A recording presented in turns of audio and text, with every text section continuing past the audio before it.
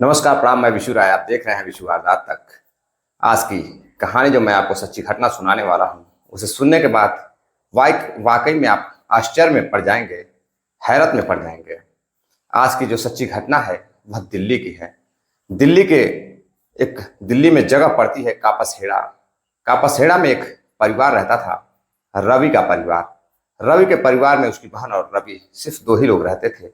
माता पिता की बहुत पहले मृत्यु हो चुकी थी। एक दिन जो उनकी बड़ी बहन रहती है मीना, वह दिल्ली के पास में ही काम करती थी।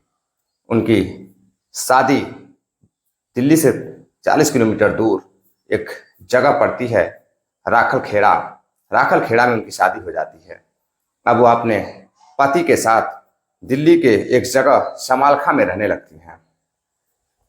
अब एक दिन वह अपने काम से राजस्थान जाती हैं। दिल्ली से जस्ट सटा हुआ राजस्थान का बॉर्डर पड़ता है, वहीं पे एक गांव में वह किसी काम से जाती हैं। वहां पर उस जहां वह जाती है वहां कोई फंक्शन रहता है। वहां एक उनको लड़की दिखाई देती है। लड़की का नाम शकुंतला रहता है।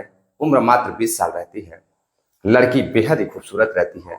बातचीत करने से लड़की काफी गंभीर नजर आ रही थी। जब शकुंतला उस लड़की से बात कर रही होती है तो वो अपने मन ही मन सोच रही थी कि काश उस लड़की की शादी मेरे भाई रवि से हो जाती।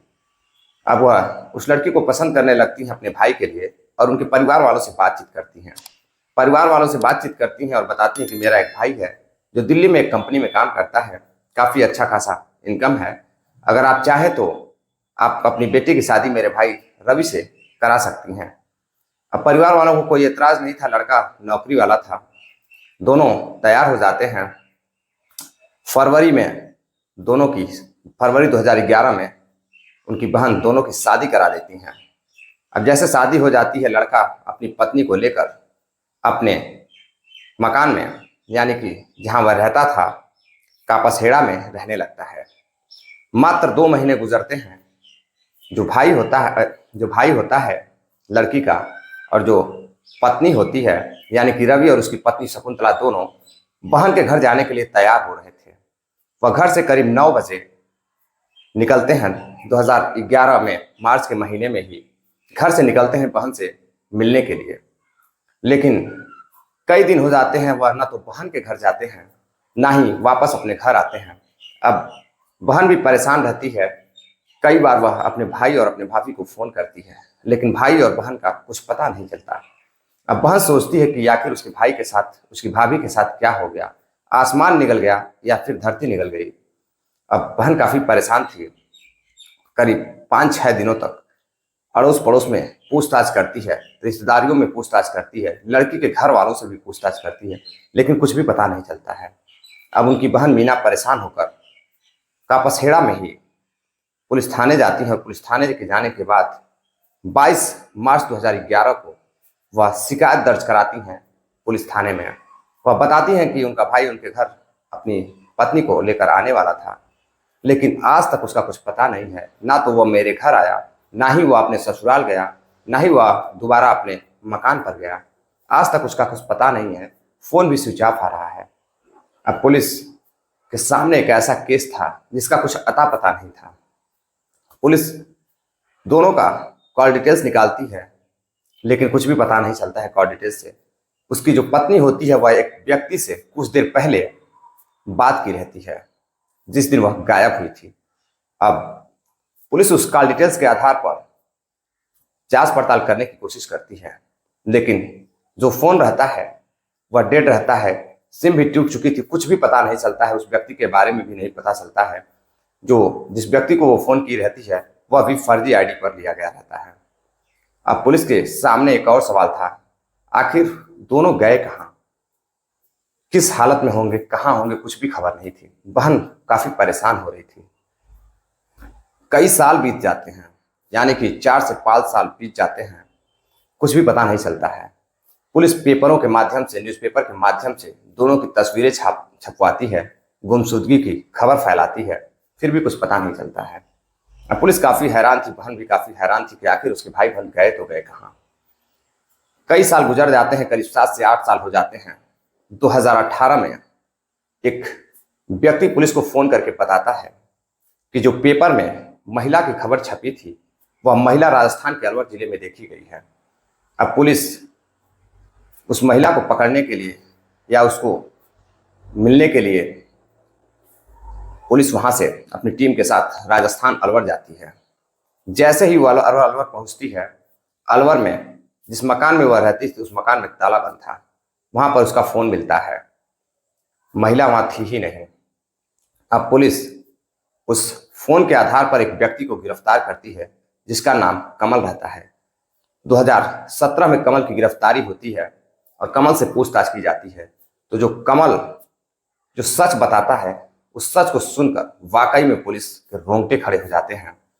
जब यह खबर न्यूज़पेपर के माध्यम से समाज में आती है, लोगों तक पहुंचती है, तो जिन लोगों ने इस खबर को सुना, वाकई में वो हैरत में पड़ गए, आश्चर्यचकित हो गए, हैरान थे वह इस खबर को पढ़ करके। दरअसल शादी के बाद एक लड़का उसके मकान पर अक्सर आता था जिसका नाम कमल रहता है। कमल बेहद ही खूबसूरत लड़का रहता है, उसकी उम्र 22 साल रहती है। वह राजस्थान का ही रहने वाला रहता है। आते जाते जो लड़का रहता है रवि, उससे उसकी काफी अच्छी दोस्ती हो गई थी। वह एक दिन अपने किसी घर में छोटा सा प्रोग्राम रखता है और उस कमल को अपने घर लेकर जाता है। जब कमल को वह घर पर लेकर जाता है तो वह अपने पत्नी से भी उसको मिलाता है। जैसे ही वह पत्नी से मिलाता है, कमल काफी खुश हो जाता है, पत्नी भी मुस्कुराने लगती है। धीरे धीरे जब भी रवि अपने ऑफिस जाता, कमल उसके घर आया करता था और उसकी पत्नी से बातें किया करता था। दोनों में काफी अच्छी दोस्ती हो गई थी, काफी गहरी दोस्ती हो गई थी और दोस्ती प्यार में बदल गई थी। अब दोनों एक दूसरे को चाहने लगते हैं और इस कदर चाहने लगते हैं कि एक दूसरे के साथ रात भर बातें भी किया करते थे फोन पर। एक दिन जब रवि ऑफिस से घर आता है तो वह देखता है कि उसकी पत्नी किसी से फोन पर बातें कर रही है। वह जब फोन चेक करता है तो पता चलता है कि वह कमल का नंबर है। वह अपनी पत्नी को कमल से बात करने के लिए मना करता है।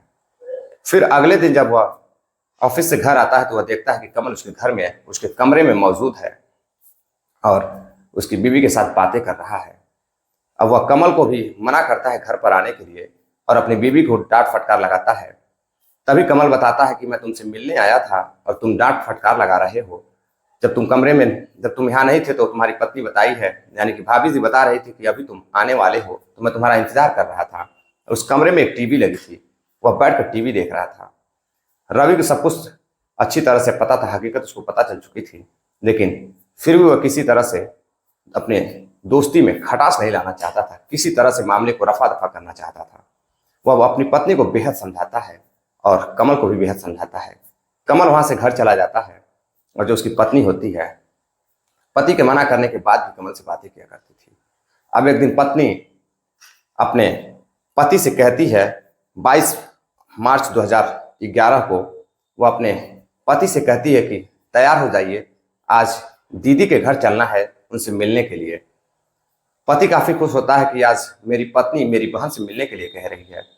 दोनों तैयार होते हैं और जब बाहर निकलते हैं तो बाहर जो कमल होता है वो अपने ड्राइवर गणेश के साथ एक सेंट्रो कार लेकर खड़ा रहता है। अब पति उसको देखते ही मन ही मन गुस्सा होने लगता है। अपनी पत्नी से कहता है कि यहाँ पर यह क्या कर रहा है। पत्नी कहती है, मैंने ही फोन कर बुलाया था और अभी आपकी पेमेंट नहीं आई है तो इनके कार से ही चलते हैं और ये अभी उधर ही जा रहे हैं, हमें छोड़ देंगे। अब पत्नी और पति किसी तरह से उस कार में बैठते हैं। पति काफी गुस्सा होता है। तभी जैसे ही गाड़ी आगे बढ़ती है एक सुनसान जगह पर, जो कमल होता है वह रस्सियों से और गणेश मिल करके रस्सियों से उस रवि का गला घोट देते हैं, दबा देते हैं, उसकी मृत्यु हो जाती है। अब लाश को छुपाने के लिए, सबूत मिटाने के लिए कमल रवि की लाश को लेकर उसकी पत्नी के साथ ही राजस्थान जाता है। राजस्थान में ही उसका एक घर रहता है जो कि निर्माणाधीन रहता है, अभी थोड़ा बहुत तैयार था। उसी में उसकी बॉडी को दफन कर देता है। जब रवि का और उसकी पत्नी का कुछ पता नहीं चलता है, जब बहन एफआईआर दर्ज कराती है, शिकायत दर्ज कराती है, तभी उनको पता चलता है कि पुलिस ने एक मानव तस्कर अपराध शाखा का गठन किया है, टीम का गठन किया है उनकी जांच पड़ताल करने के लिए। दरअसल पुलिस को थक था कि कई साल हो गए हैं, हो सकता है कि कहीं ना कहीं महिला को किसी व्यक्ति ने ले जाकर बेच दिया होगा और हो सकता है कि लड़के का कत्ल कर दिया गया हो। अब वह मानव तस्कर की जो आपराधिक शाखा की जो गठित टीम रहती है वह कई कोठों पर रेड करती है, कई साल रेड करती रहती है, लेकिन कुछ भी पता नहीं चलता है। इसी बीच इस पुलिस की सारी जानकारी कमल को थी। पुलिस को जैसे ही कमल को पता चलता है कि पुलिस अब यहाँ पर पहुंचने वाली है, वैसे ही वह बॉडी को खोद कर निकालता है और बॉडी पूरी तरह सड़ गल गई थी। वह कुछ पार्ट को लेकर राजस्थान के और हरियाणा के कई जिलों में अलग अलग जगहों में उस पार्ट को फेंक देता है। थोड़ी बहुत जो हड्डियां बची रहती है उसको वहीं पर वह दफन कर देता है। अब कुछ दिनों बाद जब मुखबिर की सूचना पर कमल पकड़ा जाता है, कमल से पूछताछ होती है तो वह बताता है कि उसकी पत्नी के साथ उसका अवैध संबंध था, और जब दोनों के बीच रोड़ा बन रहा था रवि, तो उसकी पत्नी के कहने पर उसका जो प्रेमी था कमल, उसने उसका कत्ल कर दिया। जब एक साल और बीत जाता है 2018 में, राजस्थान के अलवर में छुप कर बैठी उसकी पत्नी एक कमरे में बैठी हुई थी। तभी उसकी सूचना मिलती है और पुलिस वहां पर जाती है। क्राइम ब्रांच की भी टीम वहां जाती है। जाने के बाद जब उस महिला को पकड़ा जाता है तो महिला तो जब पुलिस पकड़ती है तो वह एक और भी हैरान कर देने वाला सच सामने लाती है। वह बताती है कि वह कमल से शादी कर चुकी है और एक साल पहले 2017 में उसने कमल के साथ शादी कर घर बसा लिया है। वह बच्चे की मां भी बनने वाली है। यह बात सुनते ही उसकी बहन और पुलिस वाले हैरान थे।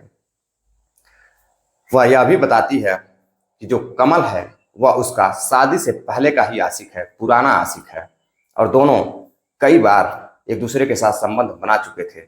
दरअसल जब वह पहली बार जब रवि कमल को लेकर गया था, दोनों एक दूसरे को देखकर मुस्कुरा रहे थे। उसी दिन दोनों इसीलिए मुस्कुरा रहे थे कि वाकई में जो कमल है वह कामयाब हो गया है अपनी जाल में रवि को फंसाने के लिए। रवि को अपनी दोस्ती के जाल में फंसाता है और उसकी पत्नी पर वह नजरें बिठा लेता है, यानी कि अपने प्रेमिका पर वह अपने नजरें बिठाए रखता है। पुलिस सब कुछ जानने के बाद जब खुलासा करती है, दोनों को जेल भेज देती है और उन दोनों को ले जाकर बॉडी को जब ढूंढने की कोशिश करती है तो बॉडी का जो गला रहता है और जो पैर रहता है वह कहीं भी नहीं मिलता। जो चेस्ट का थोड़ा बहुत पार्ट रहता है वो बचा रहता है, हड्डियां बची रहती है। उसको उस पोस्टमार्टम कराकर उसकी बहन को दे दिया जाता है अंतिम संस्कार के लिए। बहन अंतिम संस्कार करती है और यह हमेशा कहकर रो रही थी कि एक ही उसका भाई था, वह भी इस दुनिया में नहीं रहा, और इस सारे जितनी भी उसके भाई के साथ घटनाएं हुई है इसका जिम्मेदार वह अपने आप को मान रही थी। वह कह रही थी कि अगर मैंने इस तरह की लड़की को पहले ही पहचान लिया होता तो शायद ऐसी गलती दोबारा, शायद ऐसा अपराध नहीं होता और उसका भाई आज जिंदा होता। लेकिन शादी करने से पहले शायद बहन ने उसके बारे में पता लगाया होता तो भी शायद वह बच सकता था। दरअसल इस कहानी को सुनाने का उद्देश्य आपको जागरूक करना है, सावधान करना है, किसी को हैरान करना या परेशान करना नहीं है। आते हैं आज की कहानी पर, आते हैं आज के कमेंट पर। आज कुछ साथियों ने कमेंट किया है जिसमें नासिर पठान है महाराष्ट्र से, सुबोध जी हैं सिलीगुड़ी से, प्रेम शंकर जी हैं मऊ से हैं, मऊ से ही आतिफ अंसारी हैं, कोपागंज के रहने वाले हैं। आप सभी का बहुत बहुत शुक्रिया, आप सभी इतना जो प्यार सपोर्ट देते हैं। कहानी अगर अच्छी लगी हो तो चैनल को सब्सक्राइब करिए, वीडियो को लाइक करिए, वीडियो को शेयर भी करिए ताकि ज़्यादा से ज़्यादा लोग अपना प्यार सपोर्ट हमें दे सकें। मिलते हैं एक और नई कहानी के साथ, तब तक के लिए इजाज़त दीजिए। जय हिंद, नमस्कार।